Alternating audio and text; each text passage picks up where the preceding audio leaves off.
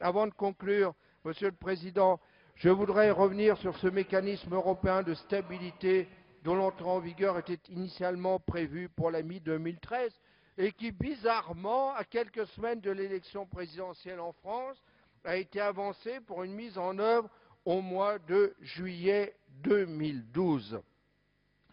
Ce dispositif va au-delà de tout ce qu'a connu jusqu'ici au niveau européen, tout ce qu'on a connu en matière d'abandon de souveraineté, d'opacité et de recul démocratique.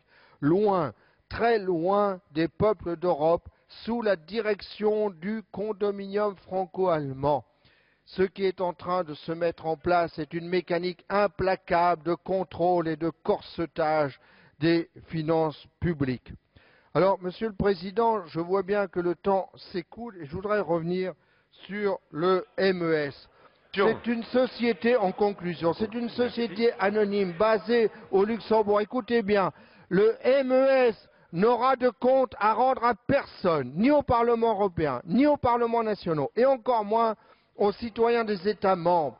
À l'article 35 de ce traité mécanisme, on peut lire ainsi, je cite, que dans l'intérêt du MES, le président du conseil de surveillance, les gouverneurs suppléants, les administrateurs suppléants, ainsi que le directeur général et les autres agents du MES, écoutez bien, ne peuvent faire l'objet de poursuites et bénéficient de l'inviolabilité de leurs papiers et documents officiels. Le secret pour protéger ces gens qui pourront perpétrer contre nos peuples tous les mauvais coups et qui n'auront de rendre de compte à personne.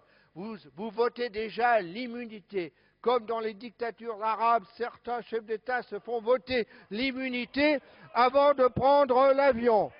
Alors, monsieur, mais vos hurlements et les décibels ne remplacent pas la qualité de l'argumentation. Vous trahissez l'intérêt national. C'est ça que vous ne voulez pas entendre. Monsieur le Président, je voudrais terminer. En réalité, oui, c'est une Europe à deux vitesses, à trois vitesses même, qui est en train de se mettre en place sous le haut patronage de la vertueuse Allemagne. Une Europe de la discipline économique, des sanctions financières et de la rigueur libérale.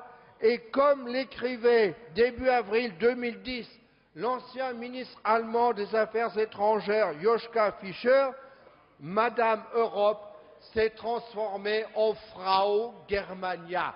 Tout est dit, il fallait que cela fût dit, et la chancelière Merkel déclarait le 5 décembre dernier que l'Europe ne pourrait se faire sur de mauvais compromis, et elle avait raison, car les mauvais compromis d'aujourd'hui nourriront les heures sombres de demain, antidémocratiques, focalisées sur l'austérité, ne proposant aucune stratégie de soutien à la croissance.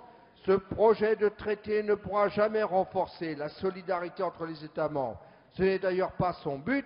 Il organise simplement la mise sous tutelle des faibles par les forts et acte la domination germano-française sur l'Europe au bénéfice de la grande finance. Nous ne voulons pas de cette Europe-là qui menace la paix pour demain. Nous voulons la paix, le développement et le droit au bonheur pour chaque citoyen d'Europe, comme le promettait déjà Saint-Just.